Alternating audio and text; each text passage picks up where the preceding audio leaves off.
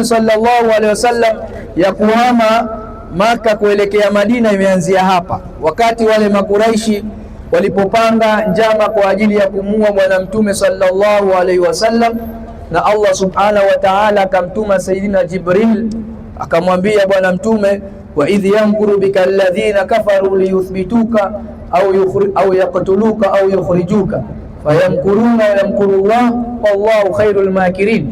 Kwamba walipanga njama mwanzo, wengine walisema bwana Mtume afungwe mpaka afe, yani aikwe kwa njaa ndani asitolewe, lakini shekhe wa Najdi au Iblis alipinga. Katoka rai nyingine afungwe katika chuma asifunguliwe, pia akaipinga. Ikatoka rai nyingine wakasema atolewe katika mji, pia ikapingwa, kwamba wakasema akitolewa atakwenda kupata nguvu sehemu nyingine.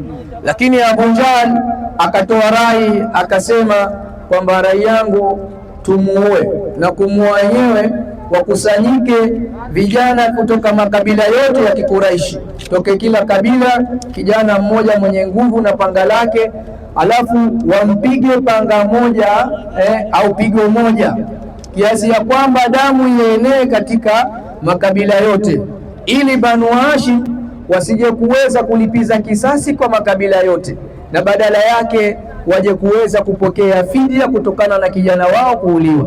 Ai bwana Mtume sallallahu alaihi wasallam. Lakini hii aya niliyosoma hapo ikithibitisha kwamba wao wanapanga njama, lakini wamesahau kwamba mwanadamu huna utakachozungumza, huna utakachopanga, ila Allah subhanahu wa ta'ala anakuwa anakielewa. Kwa hiyo alimjulisha bwana Mtume sallallahu alaihi wasallam na akamtaka tayari aanze safari ya kuhama sasa Maka kuelekea Madina. Sayyidina Abubakar alihuzuiliwa na bwana Mtume wakati masahaba wao wengine walitangulia kuelekea Madina, akamwambia yeye asubiri ili wawe pamoja katika msafara, na akapewa maelekezo na Sayyidina Abubakar akaandaa yule mtu ambaye anajua vizuri njia za panya, tunasema kwa lugha ya Kiswahili. Wakati huo au mpaka hii leo njia ya Madina ukitaka kuendea unapitia kule magharibi, huku ni upande wa mashariki. Kwa hiyo akaijia upande wa mashariki ili kuwaziba macho wale makafiri wasiweze kujua, na wakafikia mpaka katika juu ya pango lile unaloliona, jabali la mwisho, au kiangalia katika picha hapo unaona pango lenyewe ndio hilo liloandikwa Ghari Thawr. Walipofika, Sayyidina Abubakar Siddiq aliingia ndani na kuweka mazingira sawa, aliziba zile tundu. Baada ya kuziba wakakaa hapa, walikaa kwa muda wa siku 3. Katika kukaa kwao kuna mambo ambayo yalijitokeza, miongoni mwao ni miujiza mitatu ilijitokeza. Moja, Sayyidina Abubakar alipatwa na mtihani, kila ametafunwa na nyoka au anasema ametafunwa na nge, ikawa analia lakini hakuweza kumwambia. Katika ukaaji wao katika pango walikuwa wanakaa katika mfumo wa kupakatana, ni sehemu ndogo, haiwezekani kukaa watu wawili kwa pamoja.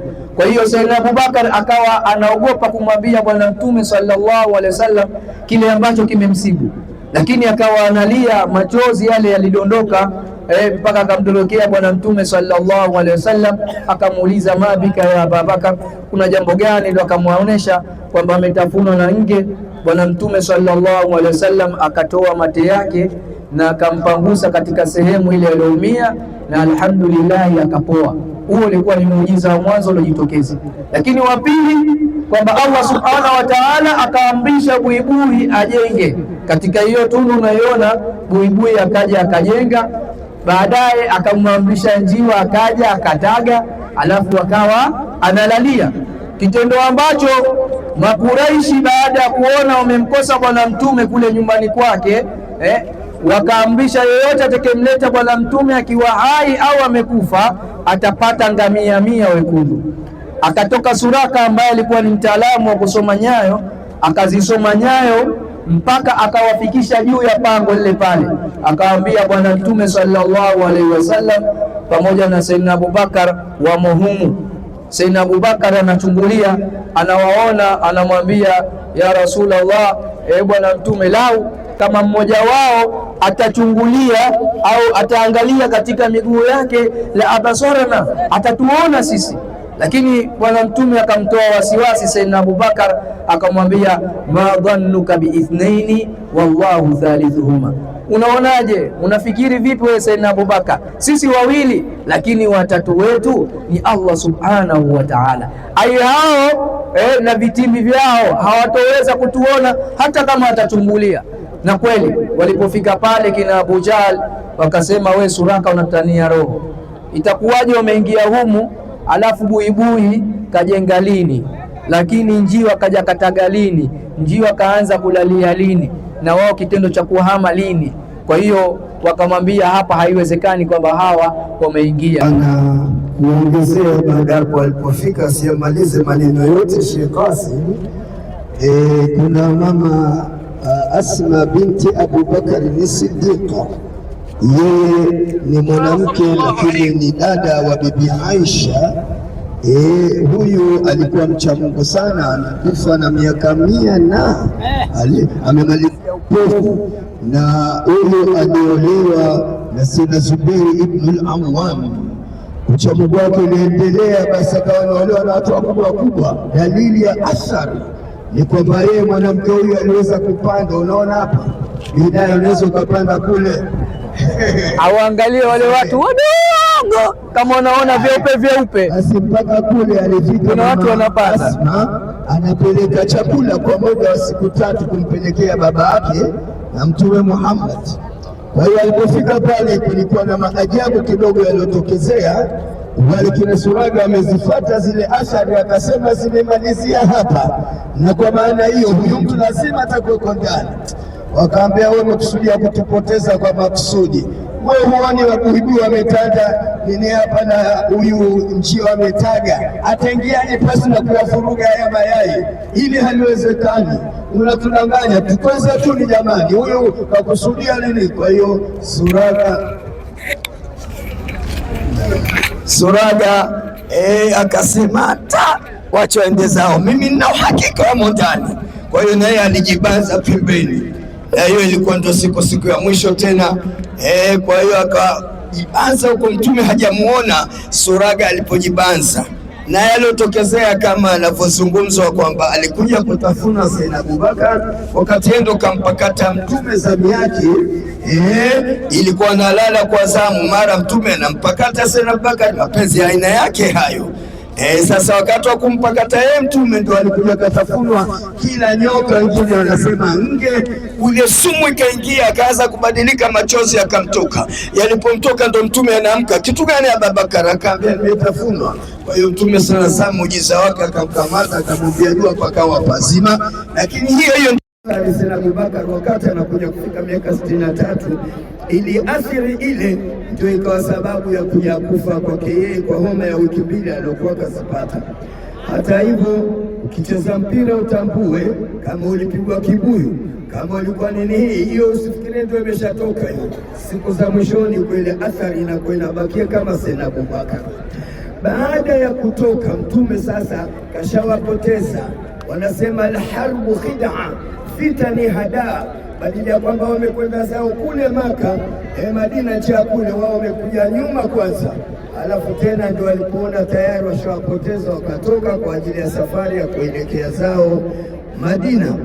Suraga alipoona tu akaanza kuwafuata Suraga, basi aliwafuata kuwafuata, akenda anakumbuka kichwa akikikata cha Mtume anapata ngamia 100, utajiri mkubwa huo. Basi akamvizia, akaona kwenda vile ili anataka kumfikia tu, akantumbukia huyo kwenye udongo, akawa kama anazama, ya Muhammad akhifni, niokoe. Mtume akamtizama, kumbe alikufuata. Umefanya makusudi? Manake tumeambiwa kule tutapewa ngamia 100 tu nini. Kwa hiyo tena ndo sasa basi sifanye tena. Mtume ana huruma. Raufu rahimul mu'minina Muhammad sallallahu alayhi salami Muhammadi al-Mustafa ya Rabbi sallallahu alayhi Allah yatimu mutayyam uwesu Muhammadi sallallahu alayhi salami Muhammadi al-Mustafa ya Rabbi sallallahu alayhi اللهم المأموم أتباع إمامي محمد صلى عليه محمد المصطفى يا ربي صلى عليه. Anasema raufu rahimu almu'minina, mtume yeye alikuwa yani mpole sana, kamwambia dua akatoka yule, lakini yule akenda zake ndio nikosa nini ngamia karejea tena mara ya pili hivyo kazama mara ya tatu. Sasa alipozama akaambia siku nini kutoi mpaka uslimu. Basi yeye mwenyewe alitoa shahada akasema ashhadu an la ilaha illa Allah wa ashhadu anna Muhammadar Rasulullah, sitafatana nawe ya Rasulullah. Akaambia hapana, rejea nyuma, kama ushanikubali mimi kawapoteze wote wanaotaka kuja kunini. Wewe Suraga alifanya kazi hiyo, na mtu wa mwanzo kwa kukutana nake akakutana na Abu Jehil. Naye kwa Suraga alikuwa mbabe kidogo, Abu Jehil hawezi kufanya kitu. Akaambia kumbe yule ni mtume kweli. Akaambia kwani wewe ulikuwa hujamjua? Sisi tunamfahamu tangu hapo, lakini sisi tuna ushindani, akitoa watu wao mkubwa na sisi tunatoa. Sasa atatushinda, ndio maana hatutaki kumfuata yeye. Akimtambua Abu Jahil, siku moja alisema nikaenda kwenye Kaaba kimkuta mtume kasujudu hivi na mkanyaga. Siku hiyo akaenda akamkuta kweli mtume. Alipofika nataka kwenda nini, alirejea mwenyewe. Watu wakamwona, mbona umerejea, ilikuwaje? Akasema nimekwenda melikuta shimo hilo, ningesogeza mguu moja tungetumbukia sitoke tena. Miujiza ya Mtume Muhammad. Kwa hiyo safari yote hii ni ya makarama, miujiza na kheri, mipango ya Mwenyezi Mungu Subhanahu wa Ta'ala. Baada kunusurika mtume kutoka na jabali kama lile, hapa wewe mpaka ufike kule masafa marefu sana. Sasa hivi wanatengeneza njia zile ili watu wafikishe, lakini pia hawafiki kule juu, ili watu wasogee. Sisi tulipokwenda Jabal Hira kule tumekwenda, lakini mwisho alhamdulillah ilikuwa ni wepesi. Sasa hii kidogo ilipokwenda hivi sija kulipata. Hapa tunaye mkubwa maadui huyu aliwahi kwenda. Astari mimi wewe mkubwa maadui yeye aliweza kupanda mpaka kule. Tunaomba Mwenyezi Mungu atujalie kheri, ziara hii tupe na sisi ruwaza, mifano, ilmu na uchamungu katika kufanikiwa. Na alhamdulillah, Allahumma izza al-islam wal muslimin wa adhilla shirka al mushrikin wa dammir a'da'ana wa a'da'a din. Shetani kwa kutana machala